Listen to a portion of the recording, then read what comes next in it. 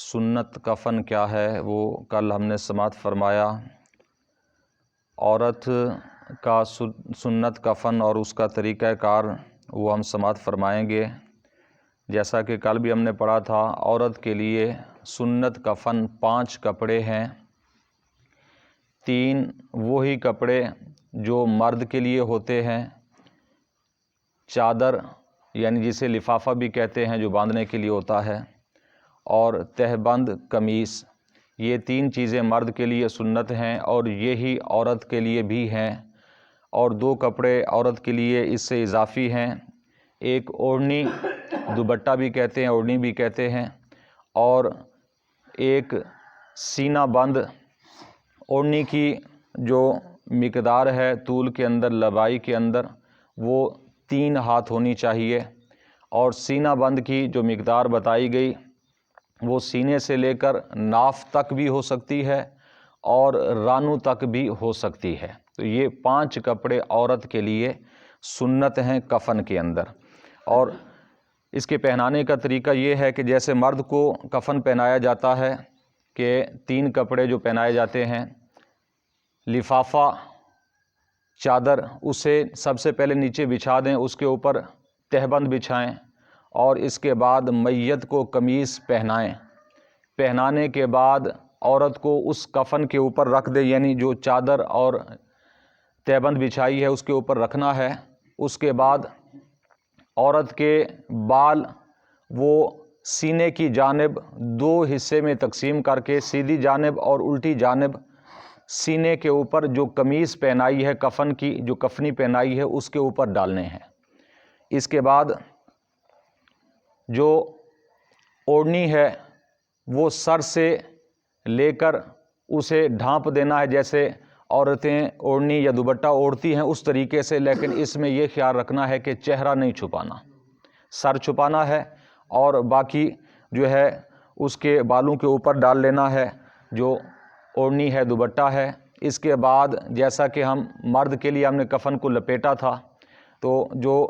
تہبند ہے اسے لپیٹیں گے، پھر لفافے کو لپیٹیں گے، اور لفافے کو لپیٹنے کے بعد باندھ دیں گے، سر کی جانب سے بھی پیروں کی جانب سے بھی باندھیں گے، اور جو سینہ بند ہے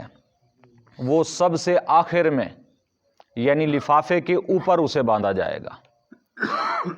سینے سے لے کر ناف تک بھی ہو سکتا ہے اور رانوں تک بھی ہو سکتا ہے، یہ سینہ بند اسے کہتے ہیں۔ یہ 5 کپڑے عورت کو دینا یہ سنت ہے کفن کے اندر۔ یہ اس وقت ہے کہ جب یا تو عورت کے پاس اپنا مال اتنا تھا، یا اولاد نے یا بھائی نے یا کسی رشتہ دار نے اللہ کی رضا کی خاطر کفن دے دیا ہے، تو پھر اتنا کفن دینا یہ سمجھ لیں کہ ضروری ہے۔ ہاں، اگر ایسا نہیں ہے، اس کے پاس بھی اتنا مال نہیں تھا، جیسا کہ کل بھی بتائی کفن کفایت، یا کوئی اور دینے کے لیے تیار بھی نہیں تھا، سوال کرنا تو جائز نہیں ہے، جب تک 1-2 چادریں ہیں سوال کرنا جائز نہیں ہے، تو پھر کفن کفایت 3 کپڑے اسے دے دیں۔ 3 کپڑوں کے اندر یہ ہے کہ تہبند ہوگی اس کے اندر، اور لفافہ ہوگا، اور اوڑھنی ہوگی عورت کے لیے۔ عورت کے لیے قمیص کفن کفایت کے اندر نہیں ہے، قمیص اس کے اندر شامل نہیں کیا جائے گا، جیسا کہ مرد کے حصے میں بھی یہ شامل نہیں ہوتا، تہبند اور صرف لفافہ ہوتا ہے کفن کفایت جو ہے۔ تو کفن ضرورت ایک ہی کفن ہوتا ہے، اور اس کے علاوہ یہ مرد و عورت کے احکام ہو گئے کفن کے اعتبار سے۔ بچوں کے متعلق حکم یہ ہے کہ اگر بچے حد مشتہات کو پہنچ چکے ہیں، اگر بچہ حد مشتہات جو فقہاء کرام نے بیان فرمائی ہے کہ بچے کی وہ تقریباً 12 سال کی عمر ہے، 12 سال کی عمر میں بچہ حد مشتہات کو، یعنی وہ ایسا ہو جاتا ہے کہ عورتیں اس میں رغبت کرنے والی بن جاتی ہیں، یا بچی ہے کہ ایسی عمر کو پہنچ گئی کہ مرد اس کی طرف غلط نگاہ بھی ڈال لیتے ہوں، جب ایسی عمر کو پہنچ جائے اسے کہتے ہیں حد مشتہات، شہوت کی حد۔ تو ایسی حالت میں اب ان کے احکام جو ہیں وہ جوان مرد و عورت والے ہوں گے۔ بچی کی عمر 9 سال بتائی گئی، اور بچے کی عمر 12 سال، یعنی 12 سال کا بچہ ہے، 9 سال کی بچی ہے، تو اس کو کفن جیسے مرد و عورت کو دیا جاتا ہے اسی طریقے سے ہی دیا جائے گا۔ ہاں، اس سے کم عمر کے اندر ہیں اگر بچے، تو اس میں حکم یہ ہے کہ اگر مرد و عورت والا کفن دے دیا جائے تو یہ زیادہ بہتر ہے، لیکن لازم نہیں ہے سنت بھی نہیں ہے، صرف افضل ہے۔ اگر جس طرح مرد و عورت کو دیا جاتا ہے ویسے دے دیں، نہیں تو 2 کپڑوں کے اندر یا 3 کپڑوں کے اندر، جیسا کہ کفن کفایت ہے مرد کے لیے عورت کے لیے، تو اس طریقے سے بھی دے دیں تب بھی ٹھیک ہے۔ اور جو ایسے بچے کہ جو نابالغ یا اپنا گر جاتے ہیں، بچے ضائع ہو جاتے ہیں یا مردہ حالت میں پیدا ہوتے ہیں، اس بارے میں شریعت کا حکم یہ ہے کہ صرف ایک کپڑے میں لپیٹنا ہے، اس میں 2 یا 3 یا زیادہ دینا جائز ہے ہی نہیں، صرف ایک کپڑے میں لپیٹنا ہے اور اسی ایک کپڑے کے اندر اسے دفن کر دینا ہے۔ تو یہ شرعی احکام ہیں کچھ جو کفن کے متعلق تھے، تو یہ ضروری چیزیں ہیں، ان چیزوں کا خیال رکھنا چاہیے تاکہ جانے والے کے ساتھ تو کم از کم دھوکہ فراڈ نہ ہو سکے، کیونکہ آج کل تو ہم صرف